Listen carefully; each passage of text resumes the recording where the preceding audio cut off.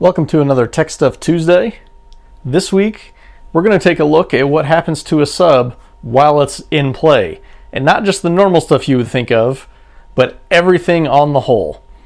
So this sub is a Sundown Audio X8 V3.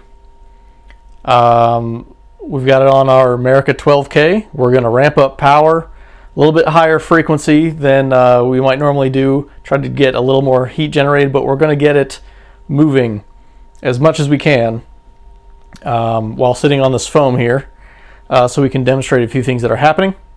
Now what you will see up in the corner is thermal imaging. So we can actually see with that camera what you can't see with your eyes. So without further ado, let's give it some power.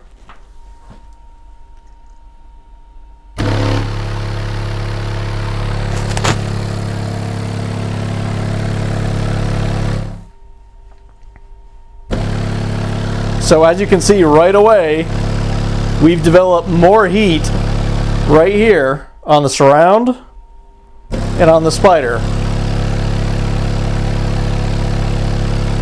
Now something to point out is room temperature in here is about 70 degrees, 71 degrees. And the entire sub, the motor down here was testing 68 degrees. Everything else up here was testing about 70.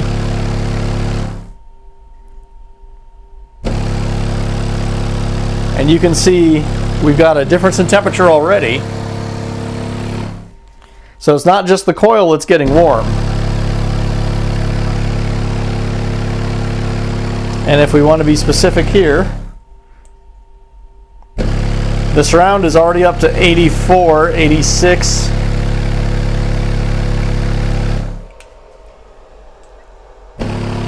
And the spider is up to 74. So the spiders and surround are actually getting very warm very quickly. The coil itself looks to be about 74 degrees.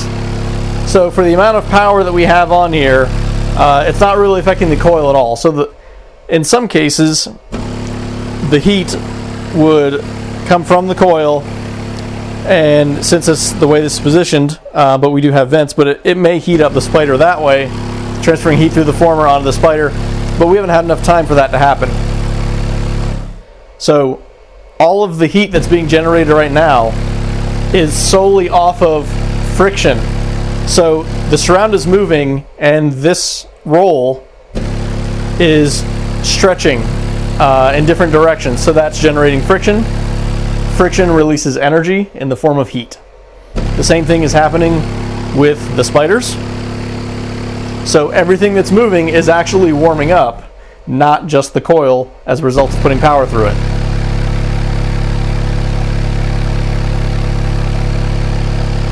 So something worth noting on this thermal imaging, yes, there is a very wide color difference.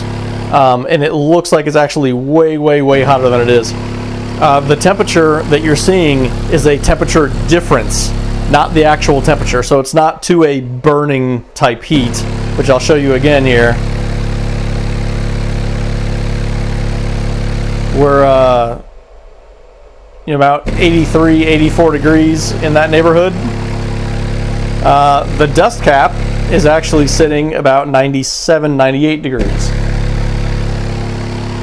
So the dust cap actually is taking heat off the coil and is trying to push it out the back plate, but we have it blocked so it can't vent that heat. So the dust cap will get warm or warmer faster than it would normally. Let's see if we can get into the coil here again.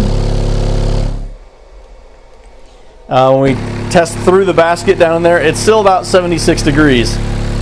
So a lot of the heat is getting pulled out from the vents down here in the basket like they're supposed to. You can see through there that it is a little bit warmer than the basket itself. But the dust cap is holding on to a lot of the heat because we don't have the vent in the bottom of the motor open. So I do not know exactly how much power this is. I just put it on 35 hertz and turned the volume up till it went to a lot of throw. It looks to be pretty close to maximum. There might be a little bit left in it. The dust cap we're up to 99 degrees. The surround is now 91. So this is another factor that you may not be considering when you're playing your system.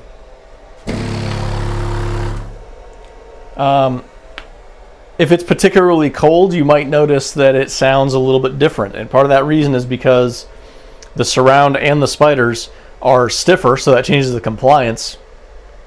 And as you get them warmed up, they will loosen up as well a little bit, not extreme amounts. That is also in consideration of the air density itself. As that is warming up, that'll change the way it sounds too.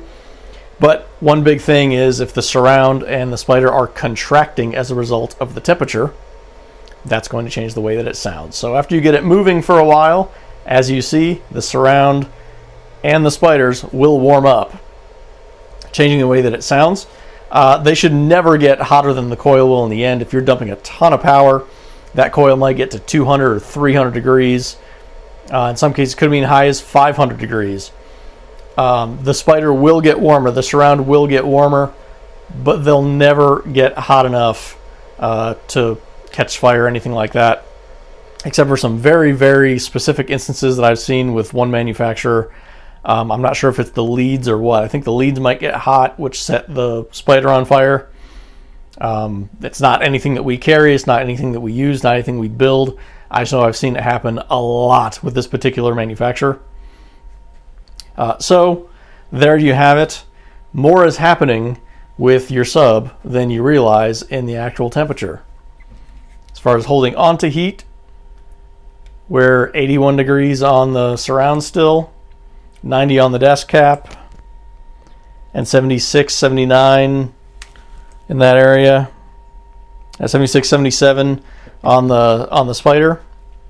So the spider is actually cooling off a little bit faster than the surround is, but there is a temperature difference on both of those things while they are playing.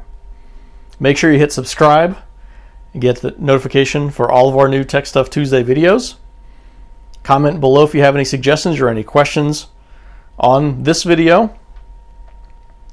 Make sure you visit www.emfcaraudio.com to where you can purchase this subwoofer, as well as everything from EMF Audio, SBC, Audio Control, Excess Power, and Sundown Audio. And I will see you again on another Tech Stuff Tuesday.